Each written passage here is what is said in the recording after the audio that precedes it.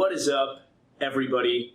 Today we are going to talk about something that I believe can be a hindrance to getting started into tracking your macros. So in a previous video we talked about actually calculating your macros, how to get proteins, fats, and carbohydrates. But then the next step, once you have those numbers, how do you know if you are actually hitting them? So that's what I want to show today. Is I'm going to put up on the screen here a recording of my phone. So let's go ahead and get that kicked off.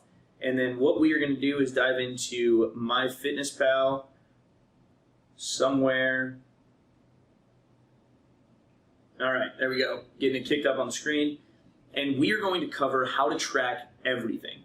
So yeah, it's a caveat. That's a clickbaity title. Everything that you're going to encounter in your day-to-day situation, and how to adjust for that. So the first thing that I need to point out is how to actually set up these numbers. You can see in the top of my screen, I'll highlight it.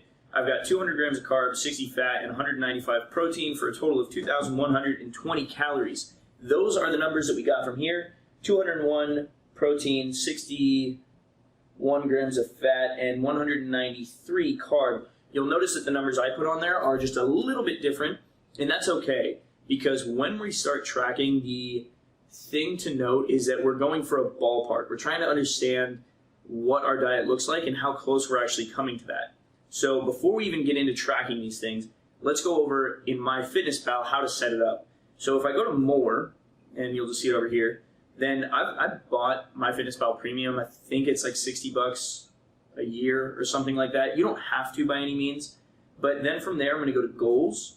And then in here, you can see underneath, I've got my nutrition goals, and I can click on calories, carbs, proteins, and fat goals. And then once I'm in here, I can actually click on something like carbohydrates, and it's going to pull up this screen for us. Now, because I paid for it, I can do it in grams. If you don't want to pay for it, which by no means you have to, you can go by percentages. And so in here is where I adjusted what I wanted those numbers to be. And you can see that what it set me out to was 186, 186, and 59. However, that's not the numbers that I calculated for myself. It'll try to put some numbers in place just based on what you put your current weight at, what you want your goal weight to be, and it will try to adjust for you. Personally, I like to do the formula that we looked at in the previous video. I'll put a link to it, but essentially that's the video on how to calculate your macros. And then based on the numbers that I calculated for myself, then I'll adjust to what I need them to be. So it was 200 carbohydrates, so I'll up my carbs. And then for proteins, I did 193, so for that I'll just do 195. And then for fats, I think I did 61. And I'll just put that at 60 to have a nice round number. So you can see there that my updated calorie goal is 2,120. And for cutting, I put it at 2,125. So we're pretty darn close to what we would expect, because again, we did that calculation. So that's how you would set up what those numbers are. Now let's get into actually tracking. So if I come back to, this is what my home page looks like. It tells me my nutrients remaining. I haven't recorded anything for the day. But if I go to my diary, then we're gonna get a split of breakfast, lunch, dinner, and snacks. So what I can do is I can either swipe to, you'll see it's swipe right to add the meal from yesterday. It's going to try to guess if you're eating the same thing consistently daily. So that's awesome, but let's go into actually tracking how to track certain things that I've got pulled up on this table. So the first one would be how to track foods that have a label. So MyFitnessPal makes it really easy to track. If I just say add food, and then I hit this little barcode scanner in the top right corner, then it's gonna pull up a camera for me, and you'll see that if I take these Jimmy Dean turkey sausage links, then what I can do is, and before I scan it, I just want to show per serving, it's 3 links, there's 4 per container, whatever, 130 calories per serving, and then we can see it's 8 fat, 2 carb, and 13 protein.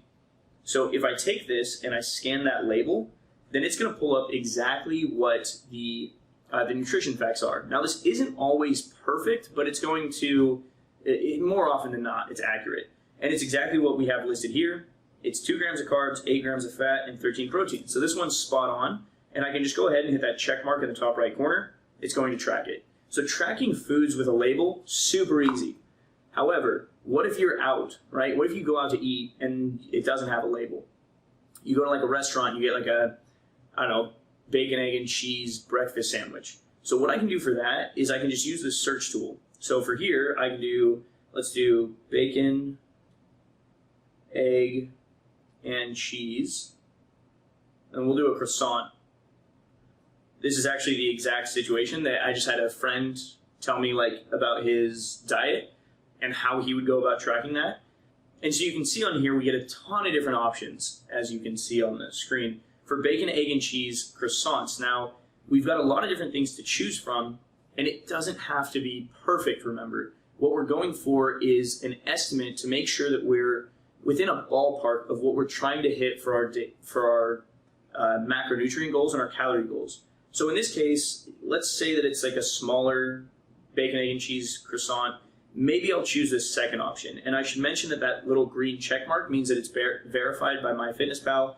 So it's potentially more accurate than other ones, because this is also going to show every, like a database of every single food that somebody has put in there or inserted themselves. That's why we have so many options. So if I click on this second one, it's going to give me, I'm kind of more familiar with it just because I've been using the app for so long, and you'll get used to it too as you start tracking. But 26 grams of carbs, 24 fat, and 15 protein. That sounds about right for me. We can imagine this is a really high fat meal because it has egg, and like probably the egg yolk. It has cheese, it's got bacon, and then if it's got a croissant, then it's going to be like a buttered croissant. It's going to be higher fat.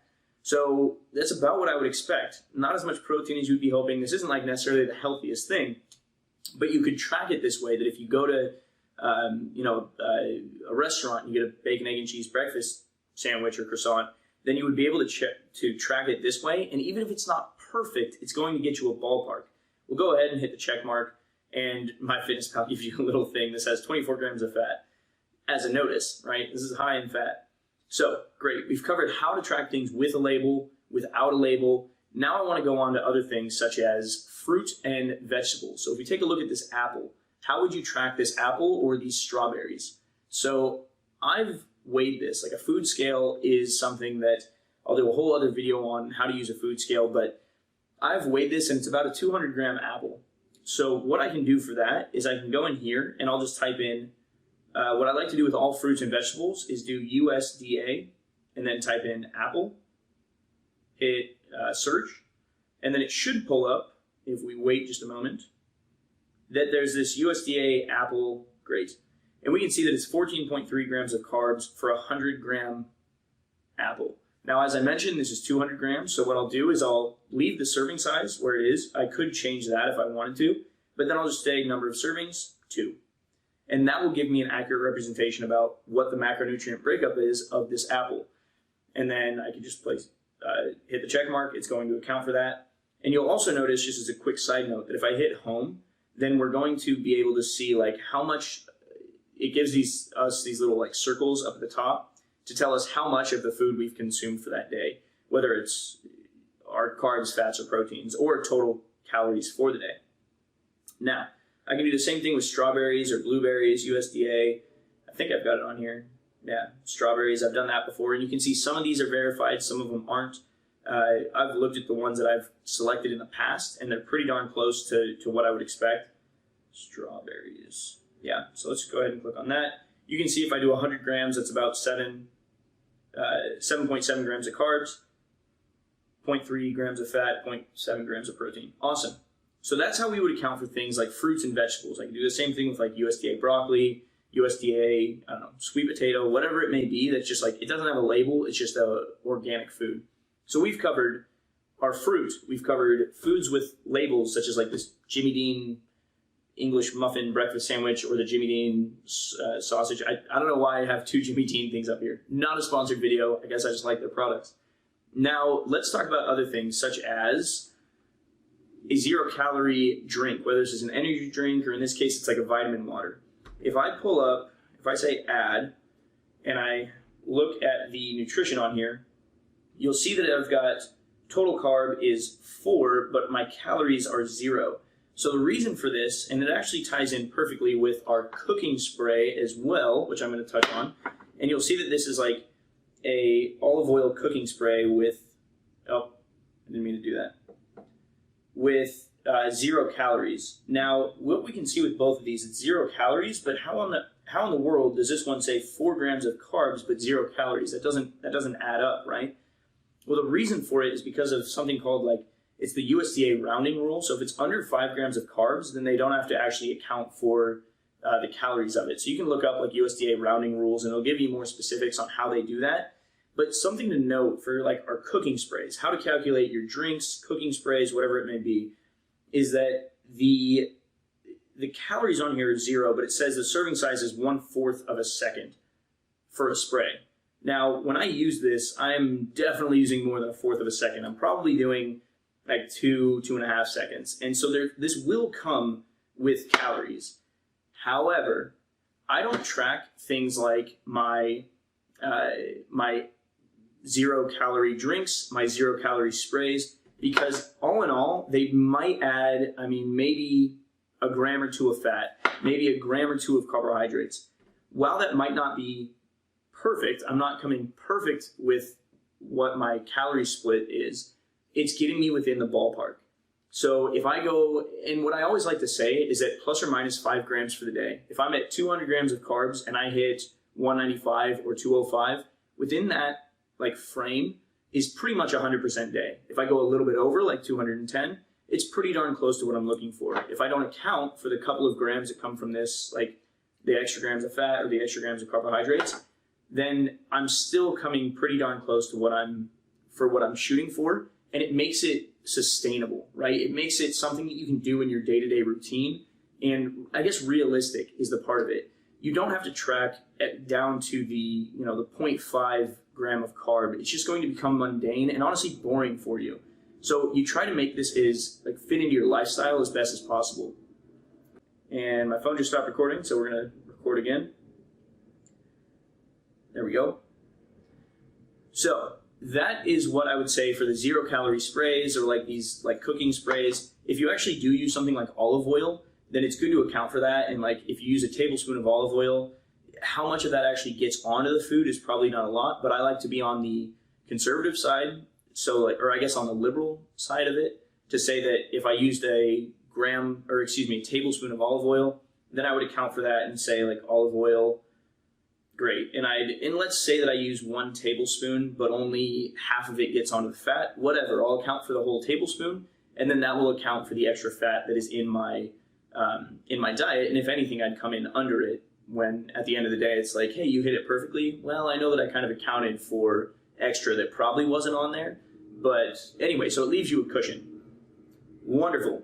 And the last thing I'll note for that is the same with my pre-workout. So with my pre-workout, I think there's 4 or 5 grams of carbs. I don't even account for it. You certainly can if you want to. For my lifestyle side of things, I just don't tack it onto my total.